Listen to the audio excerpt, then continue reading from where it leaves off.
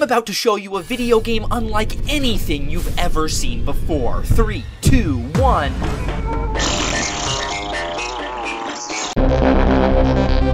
Jack King Spooner is the most creative indie developer you've never heard of, and by the end of this video, you'll actually believe that. I hope by sharing the absolute extreme of creativity that is Jack's works, that the next time there's a big marketing push to pre-order some AAA gaming slop, you won't fall victim. This video is a part of a series, and if you want to see my personal favorite game of his, you should go back and watch the first one. But you don't have to, it's not required, I just think you'd find it pretty interesting. Actually, since in the last video I covered my favorite Jack game, now I want to cover my least favorite.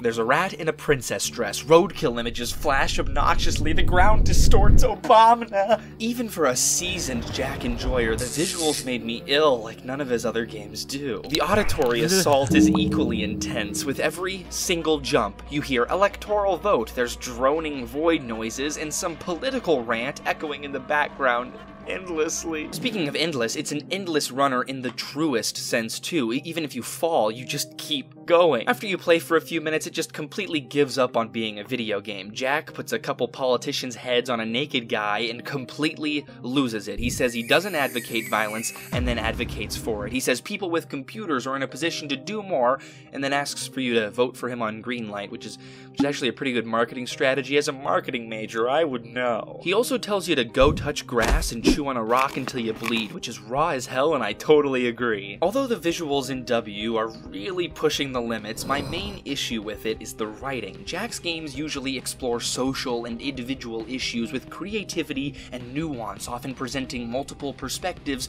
while embracing his own biases. But here, it's written like a Twitter rant. It has no nuance, no alternate perspectives, only anger and steadfast firebrand opinions. So I mean, I was really confused and hurt. Jack wouldn't do this to me, right? So I asked him about it, and he laughed. Well, allegedly, I didn't record the interview audio, so here's a recreation. I mean, it's funny.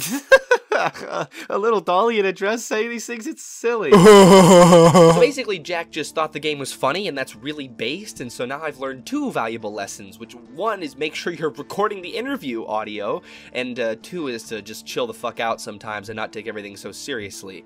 So subscribe for more valuable life lessons and buy my merch. As the needlessly wordy and overcomplicated article from Rock Paper Shotgun says, in comparison to Jack's other works, Blues for Mitavenda is a more restrained, methodical madness. This is most evident in the game's art style, which is way more epileptic inclusive than W. People say VR is immersive, but I think this is the most immersed in a game world I've ever been. From the art alone, you really feel like you're in the Wild West. You can taste the metallic tang and smell the smoky scent of cigarettes. The game's premise is simple. Your dying father could maybe be saved by a wise man named Tondo, so you traverse the desert in order to find him. When you do find him, he sends you back on a quest to find someone who's never eaten fried beans. During your quest, you gather stories from people who've met Tondo before, like this fisherman who learned to appreciate life through fishing, or Hanuman who tells of Tondo throwing a coin to bless their banditry, only it lands on tails, meaning it's cursed, and one of their squad mates gets downed and finished. When the remaining two return to Tondo, he reveals that both sides were tails because banditry is a dumb idea in the Wild West. Or the bathmaid who tells you that she used to cry almost every night because her son could only work without rain and her daughter with rain. But Tondo said it's just a frame of mind and that her daughter can enjoy the sun and her son can relax in the rain.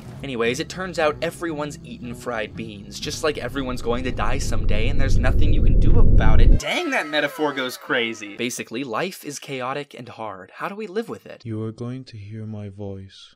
He tells us to close our eyes and slow down and runs us through a mindfulness exercise where we become fully aware of the present moment. When we open our eyes, he tells us to try and remember that feeling while we're awake. That's how you deal with life. And then the game ends. Blues for Mitavenda offers a very stark contrast to W. It slowly develops its core idea, whereas W immediately smacks you with it. The use of narration with no visuals at the end also really helps exacerbate the message. We rarely get moments to slow down in modern life, and I think that this part of the game has only gotten more relevant in the decades since its release. Alright, let's do one more bite-sized bit of philosophy, this time turning to Doomerwave. Written like an old children's story, it starts with a man and a woman arguing, which models most children's home life these days. It's a reference to the 3 wise men of the Bible, which is Jesus' birth, which marks Christmas Day. Anyway, the shepherds decide to sleep on their argument, but one awakes with a terrible dream of a child drug dealer on Christmas Day who failed to sell anything. He wanders aimlessly in the cold, running into other hopeless and sad people. A puff of butane warms him, but only for a moment. Then there's an It's a Wonderful Life reference. But instead of every time a bell rings an angel gets its wings,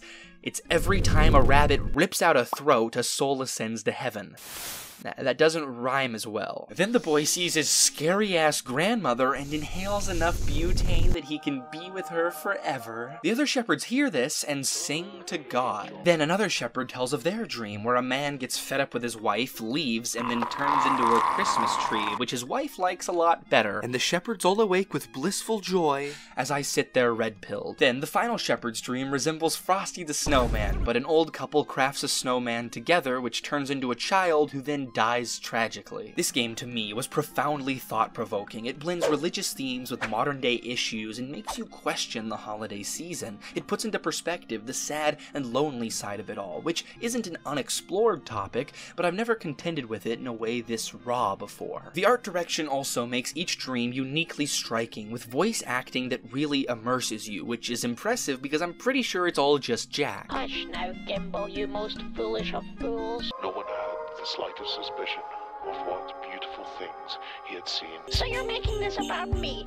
Bloody typical. This game came close to getting some tears out of me. It's just really hopeless and sad. All of those emotions in a short 15 minutes, that's a real good bang for your buck. I'll link the game below. The games we explored today are the last of Jack's normal games, besides W, which is just Jack's worst game, and I wanted to get it out of the way. From here on out, things get freaky, and I mean really freaky. So I hope you learned something new and are prepared to explore the truly absurd in the next video in the Jack King Spooner series. Have a good one. Hey now.